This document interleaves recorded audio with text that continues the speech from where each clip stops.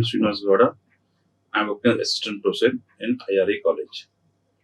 Today we will continue with the basic question of SQL. Now we'll question till last class we have discussed up to question 20. In this we'll start with question number 21. Okay. Like here they are given two tables. Student and enrolled. Two tables are given. In the student table we have a student ID, name, login, age and GPA. That is the first table. Second table is enrolled. That is, in this we have a foreign key column called SID, which is referred to student table. Then we have CID, that is course ID, and the grades. Okay, here we have 5366, 655, 53633 students are there. Okay. Now see what is the question to us. Which of the following outcome of the SQL query below? So they are given an SQL query. Select course ID. CID is course ID. It is there in the second table, enrolled. Okay, select CID from enrolled where grade is equal to C. Okay. Here we need to identify the courses IDs whose grade is equal to C. They are given the query also. Okay. Now, what is this query is going to give output to us? First, we will try to evaluate the query. Okay. Select CID from courses. So, we are going to get CIDs from the enrolled table. They have also given where grade is equal to C. So, where grade is equal to C. Grade is equal to C. From the given table name is enrolled. It has 1, 2, 3, 5 rows are there. But we need to filter the rows based upon the where condition. Condition is grade C. So, when we apply here, then we are going to get 15, 14 and 15, 14 once again and 15, 7 to 1. So, we can safely remove A and B. So, 2 records are there. Out of the 5 records, 1, 2, 3, 4, 5. Out of 5 records, we will be removing 2 records because it is not satisfying the where condition, where grade is equal to C. This condition is not satisfying. So, now what else you are getting here? Now, we will see the error. We will see what is the right answer. Extract the course IDs where student receives the grade in the C in the course. So, in this course, we are getting the course IDs where student is. So, this is one of the likely answer. Extract the unique course IDs where student receives the grade in the course. Here we did not use the distinct keyword. So B is also wrong answer. So we will not get an error here. Also wrong, none of the above. So the right answer is option A. Option A is the right answer. Okay. Here now let us see once again. Two tables are given. They are given a query. Then they are asking us what is going to be retrieved from this query. Okay, we can safely ignore the first table because the query is based on the second table, that is enrolled. They are asking. They have given a query. Select course ID from the enrollment table where grade is equal to C. Where grade is equal to C means you can safely eliminate. Now, what is this query is giving? Those is going to give those courses in which students have obtained grade C. So, extract the course IDs where student receives the grade C in the course. Okay, this is the right answer. Understood? This is testing of skills on the where clause. Where clause is going to filter the table data. Here we have 5 records in the main table. When you apply the where clause, If it satisfies, we are going to get those satisfied records only. If you see here, the grade is C. That means A and B will not be part of our result set. We are going to get 1514, one course ID, second course ID is 1514 once again, and 721. So what are all these? These are all the course ID in which the students have obtained grade C. Okay. Thank you. This is the 21st question. Now let us go to the next question. Again, same table, student table and enrolled table. Here there is a small change in the query. Here they have applied the distinct. They have applied the distinct means you should get unique values. Same case. First we'll see up to the we'll remove this distinct. See, we know that the courses are 15, 14, and 15, 7, 21. After removing records A and B, we got 3 records, and here we see, and what is the query? Select distinct. Distinct is a keyword in database to give us unique values. So what is the unique values here? So this is a unique value. This is not a unique value. This is not a unique value. So answer will be 15, 17, 15, and 15, 7, 2, 1. So these two are the unique values. So what are the options given? Extract the course IDs where student receives the grade in the course. This is wrong, because when you apply this is first is valid for the earlier question. Just extract the distinct course IDs where student receives the grade C in the course. So we are getting here distinct here. So B is the right answer. So we don't need to see the C and D. We don't need to see, and the answer is B. Select the. So when you say distinct means you are going to get unique value. For example, suppose we'll see one more example. Suppose my table is having marks like 100, 90, 90, 80, 80, 70. Suppose these are the various student marks. 1, 2, 3, 4, 5, 6. 6 student marks are like this: 100, 90, 90, 80, 80, 70. Now when we apply the unique, when you apply the distinct on this marks, when you say distinct marks, when you say select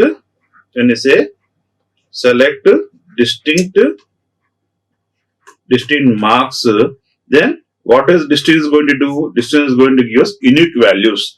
Distinct is going to give us unique values. Now, what are the unique values here? 100 is one unique value, 90 is one unique value, 80 is one 70 value. So, out of 1, 2, 3, 4, 5, 6 records, we are getting only 4 records when you apply the distinct. So, distinct is going to give us the unique values. When you apply a distinct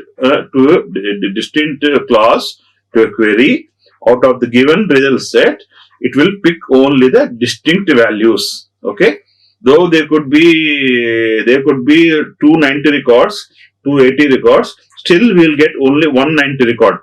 100, 90, 80, and 70. So these are the values when you apply a distinct to a table. When you apply a distinct to a select statement, out of the given values, when you apply the distinct, you are going to get unique values. So this query is testing your skills on the distinct command. So distinct command is a command used in SQL to retrieve unique values. Okay, now next question. Again, same table.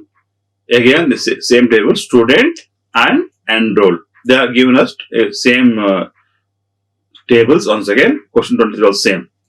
Now they have given a query. Which of the following is the correct outcome of the SQL query? So he has written one query. He is asking us to print the output. He is asking us to predict the output. Select name of the name is there in the first table. Name, select name, course ID, select name, course ID from student, comma enrolled, where student ID is equal to enrolled.state ID and enrolled.grade is equal to C. Now we need to predict the output. First we'll try to execute this query. We'll try to predict the query. Select name. Okay, now when I say it is a equi-join, it is a inner join or equi-join, means it is a student who got registered and enrolled. Okay, now here we'll say, first we'll see the first student 5366 Kenya Kane is enrolled in 15-15. He got C. Now 53655. There is one more 6 here. 53655. Tupek has got okay. He is also registered for 15-721 grade C. 5366, 2 grades. Now 5365 has registered for 15-14 is got C.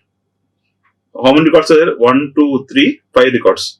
So next is 5368888.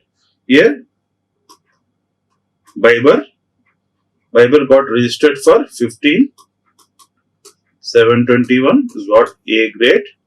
Next 15-826 is got grade B. So how many records we got here? 1, 2, 3, 4, 5. 1, 2, 3, 4, 5. Now when you apply the up to the first where clause. So select name, course ID we got from student, comma enrolled, two tables joined, where student ID is equal to enrollment ID. Now what is the next question? And grade is equal to C. So we need to grade is equal to C. That means we have to remove 5368. We need to remove 5368 because 53688 because he has got grade A and B. We are concerned only with it is an AND clause, not an OR clause. When you use AND clause, both the conditions satisfy and enroll.grade is equal to C. Now here what were you getting? 53656 Kane 15-14 15-721 two course IDs with grade C. 53655 Tupek 15-415 with grade C. Now here what we got, we will see the options here. It returns the name of all the students and corresponding IDs, corresponding course ID. Wrong answer. Okay, wrong answer. The next, what is the next option? Returns the name of the students and their corresponding course IDs where they have received the grade C. Is to that when you apply this second base clause also, we are getting only those students whose grade is C, So here, what are we trying to retrieve? We are trying to retrieve the name of the student and the course IDs. So it is giving us the name of the students, and the corresponding course IDs, where they have received grade C. So answer is B. C and D are the wrong answers. So here they are testing our skills on the join conditions. Here it is a inner join. Inner join means matching record from both the tables. Now we see we have 3 students and 6 records. So 2 students have got two courses and 1 student has registered for one course. So here it is also testing our skills on the AND operator. AND is and means both the conditions should satisfy. The first condition is that a student should be enrolled in a course, and then what is the next condition? The grade should be C. And the grade should be C. That means you can safely eliminate A and B records. You can eliminate A and B records. We are left with only those grades who students who have got grade C, and we need to identify the names and the grades. So 53666 name is Kane. So output will be Kane 15-14. This is the first query. What is the next? We have one more Kane. We have one more Kane. Same Kane was taken 15-721. And what is 53688? 53688 will not come because it's got A and C. Next, what is the 536 name? Tupek has taken which course? Tupek has taken 53655. 536 has 15-14. So 15-14. So answer is B. Answer is B. Okay, understood? That is how we need to solve this type of problems. Now next question. Again same table. Student and enrolled table. Okay. 3 students got enrolled for 5 course IDs. Okay. Now 3 students got enrolled for 3 courses. 15-415, 15-721, 15-826. 3 courses. 3 students are there. There are 3 courses, and 2 students have applied for multiple courses. Now they have given us a query. Select student name, student.name, enroll.grade from students enrolled, where student.enrolled is equal to and enroll.id is equal to 15-415 and enroll grade is A and B. Now we will try to solve this problem. Okay. Student name, grade. Okay, student name and grade they want. Okay.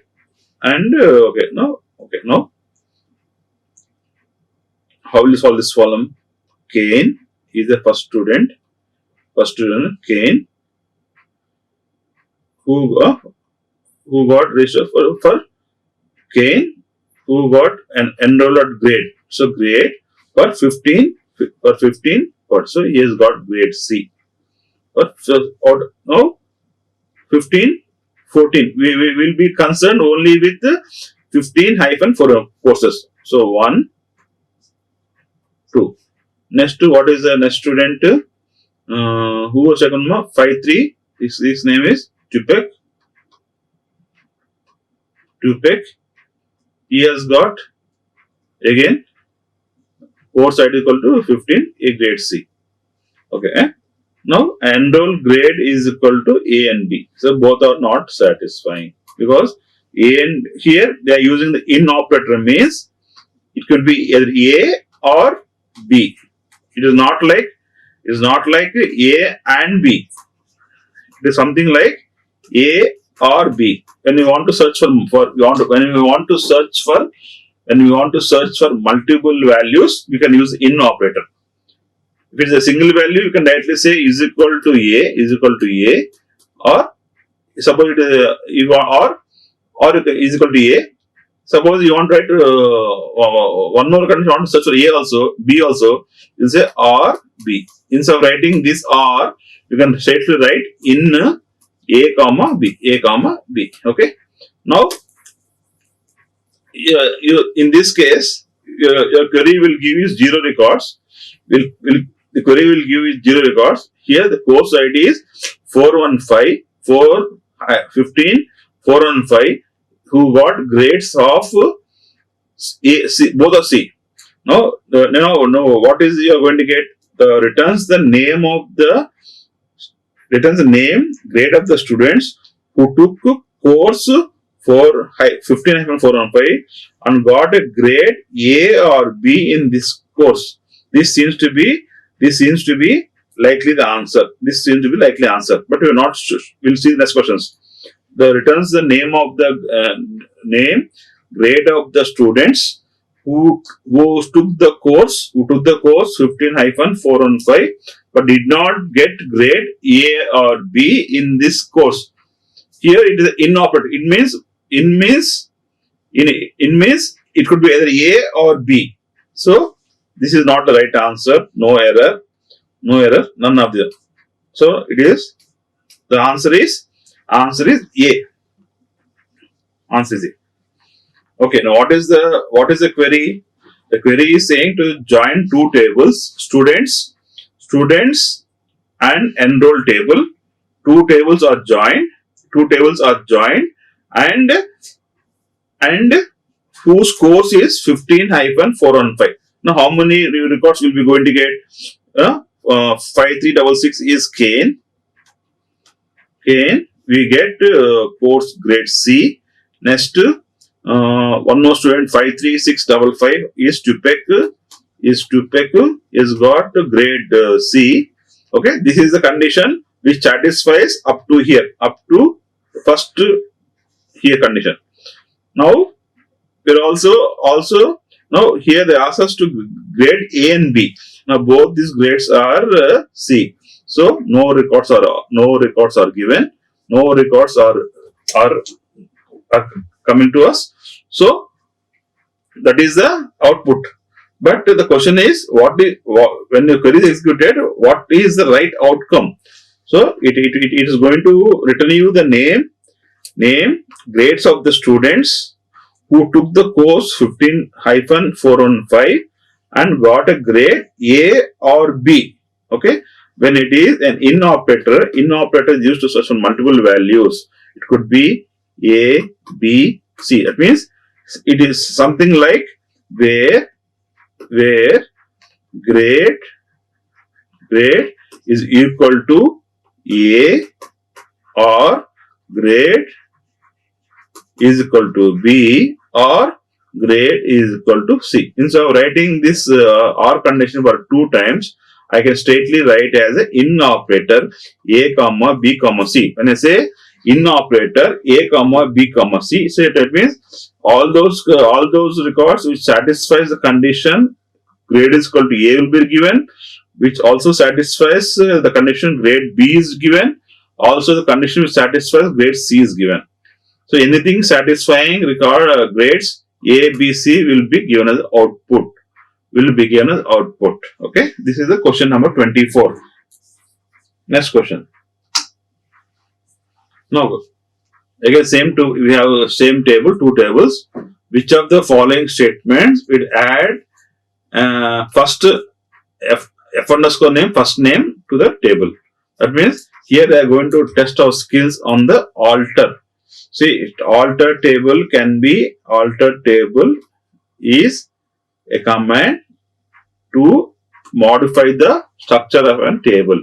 We can use this alter command in 3 cases. First, to add a new column, to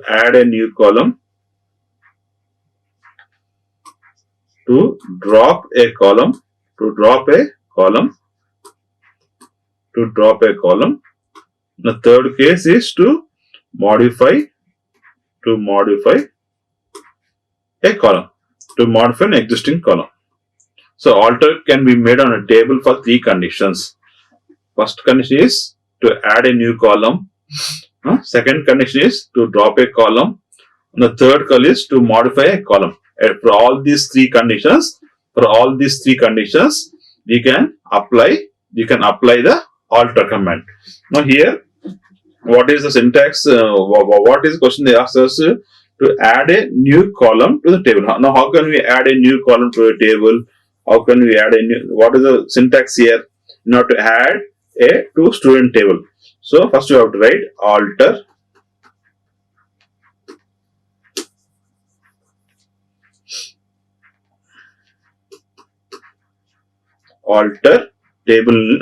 table is keyword. alter table student. This is a table you want to add it. Now what you want to add? F name. So you have to write add F underscore name, F underscore name, add F underscore name and corresponding data type. Corresponding, for example, it is a varchar of 20. This is syntax. Alter table student. You want to add, you can add only columns to a table. Add F name is a student name, add F name as a column name, then what is this data type? Varchar of 20. Now what is right answer? This is invalid. This is alter table student add column. There is no data type here. So D is ruled out. C is ruled out. Now we are left with A, B and C. So alter table add column. See, when you are using when you want to add column, we don't need to use the syntax called column. So one is also ruled out. Now you are left with two options. Alter table student. Clear, correct? Add.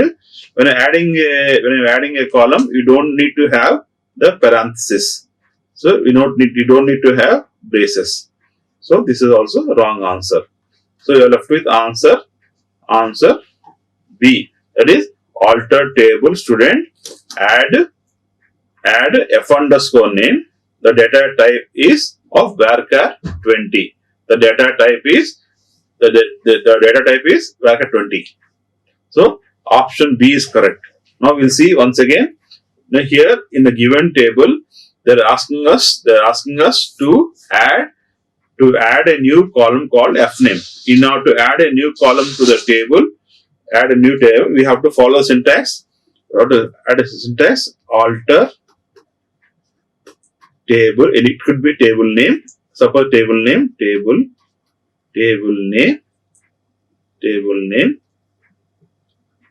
add directly add name of the column,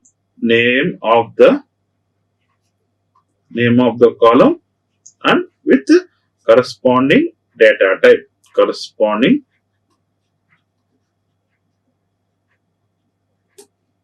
data type. Okay. So in this case, this is ruled out because there is no data type here.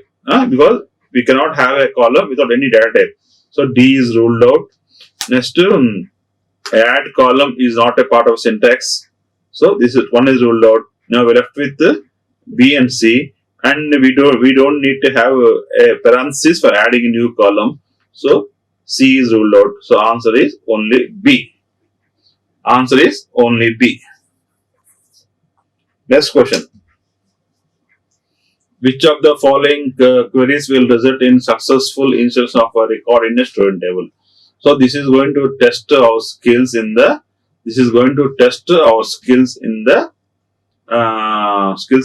insert statement. Now how do we insert into a table? Now what is the insert syntax? Insert into table name. I'll take table name here. Okay, values. Okay, suppose you want to insert only few columns or all the columns, if you know the names correctly, or if you want to enter only few columns, then you will write insert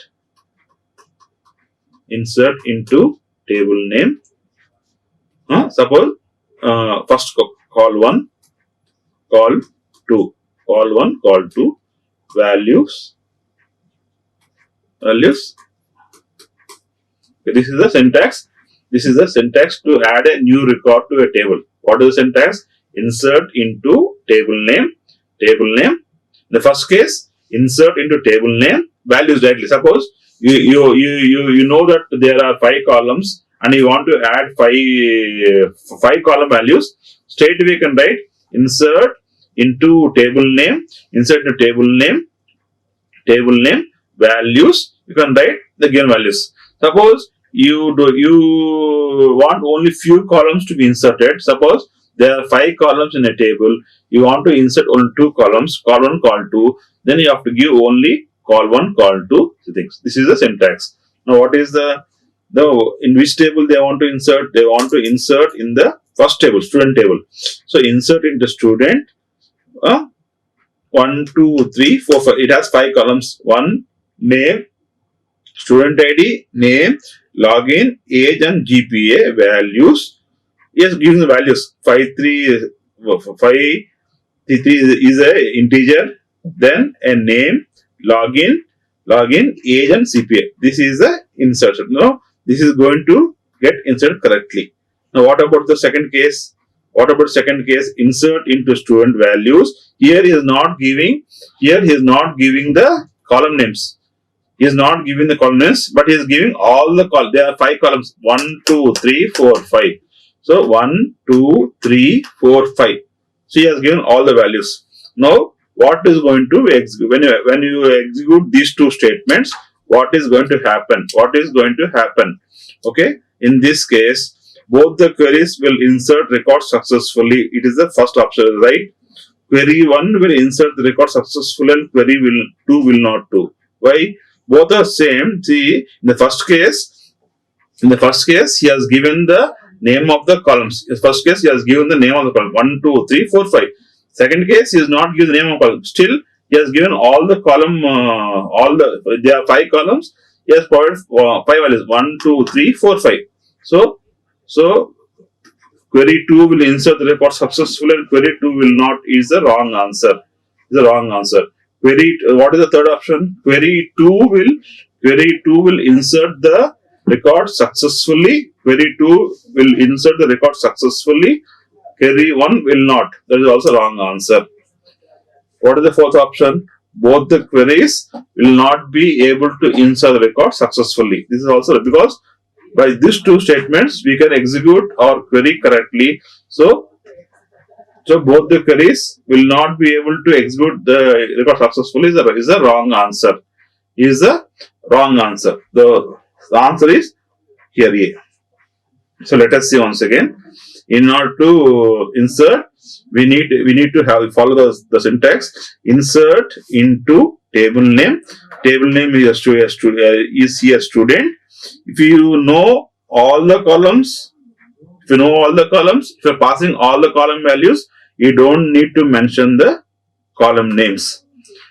Suppose you know all the column names and you still want to write, still you can go ahead by this. So in the first case, he has used this first method where he is not supplying the column names. In the second case, he is using the second method where he is not mentioning the. In the second case, okay. In the first case, he has mentioned the second method where he is not mentioning. Okay, so in the first case, he is in the first query, he is using the first query which is passing all the column values, all the column names.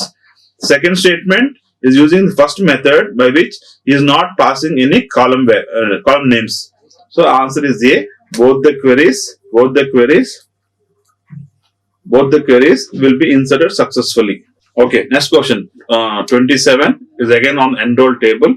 Which of the following statements will remove the SID column from the enroll table? Now here in the given table, you want to drop a column. Now what is the syntax to drop a column? Okay, what is the syntax to drop a column? It is alter table enroll, drop column name. Okay, here column name is SI. This is the syntax. In order to drop a column, we have to say alter table name, drop column name is SID. This is the syntax. Now we will see. Note there is no foreign key between students and enroll means okay, we can safely delete because there is no relation here. What is syntax? Alter table, drop column is missing, so the first option is wrong. because drop column is missing. First option wrong. Alter table, drop column, SID is a column name. Data type is not required. Data type is not required. Data type is not required. Alter table, enroll, drop column. This is the right answer. Alter table, modify. Here we want to drop it. Here the question of modify will not arise. So option is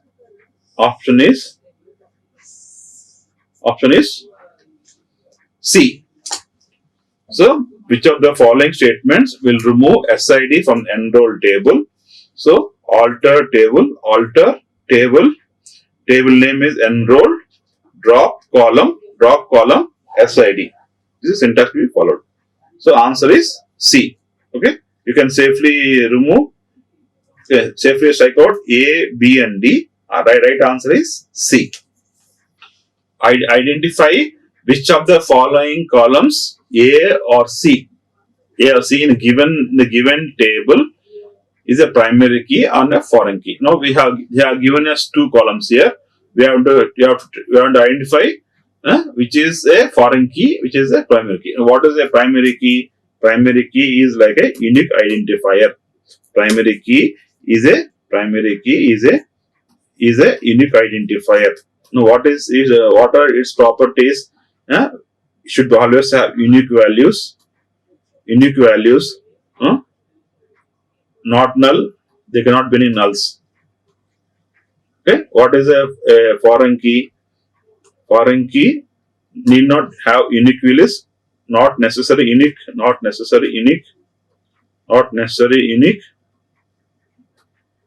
Can have null values. Okay. These are the two things. Now if you see here this table having two columns A and C. So A, we see the values of A. 1, 2, 3, 4, 5, 6, 7, 9, 6. All are unique values. So I can safely say here as A as a primary key. Because all the values are unique.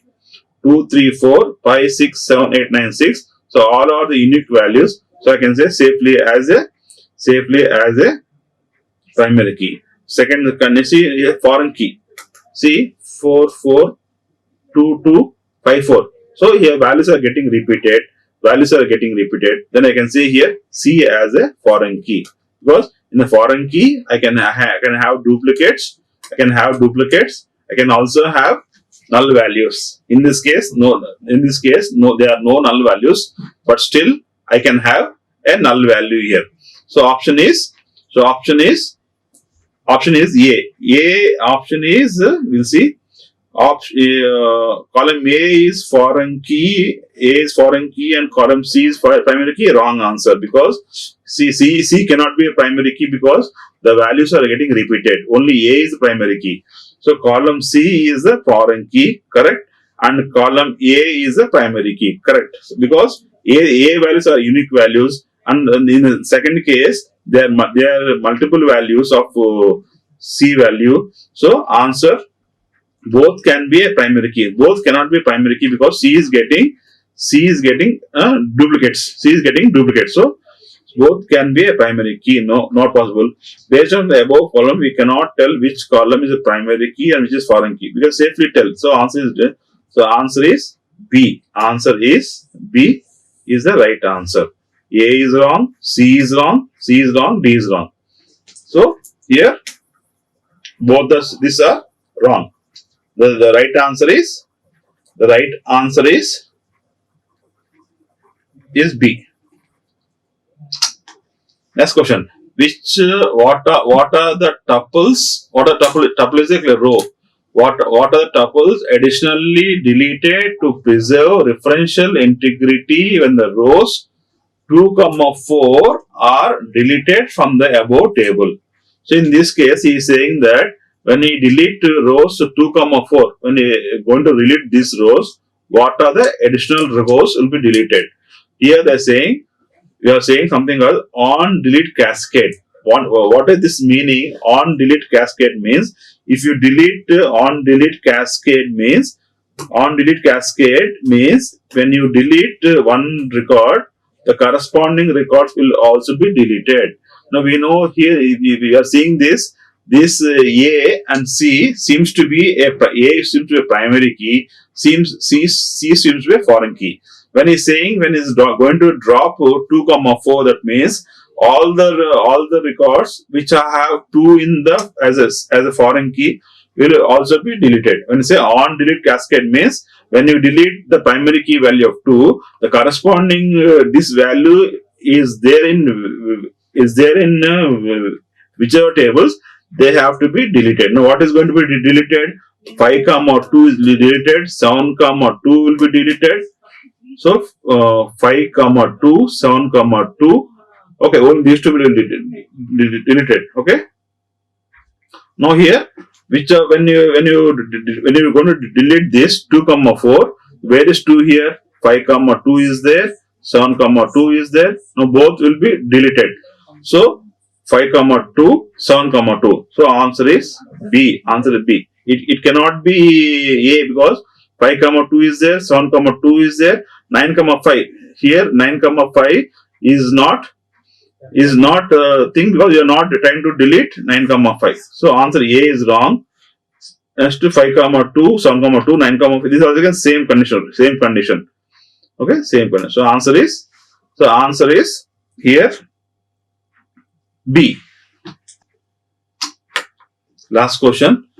Select company. Okay, here they are going to test our skills on the group by conditions and having clause. Select company average salary from some table AVI where having average of salary greater than 1200 group by company where this is an invalid select statement. This is an invalid select statement. Why? Because having clause have to be after group by clause. So having should be there after group by, and where should be there before the group by. So what is the right order? Where group having by. These are the three. This is the order. We'll see the order once again. Select is the first statement from table. Next are optional. Where is optional condition? Group by is optional. Having clause is optional. What is the right order? Where group by having. Here they are saying that company name, average salary till here. Okay, having is used before the group by and where is used before the group by. So this query will not execute. So answer will be D. None of the above. Okay, answer will be D. None of the above. Thank you. We'll meet in the next class with a different topic. Like, share and subscribe. Hit the bell icon for more updates.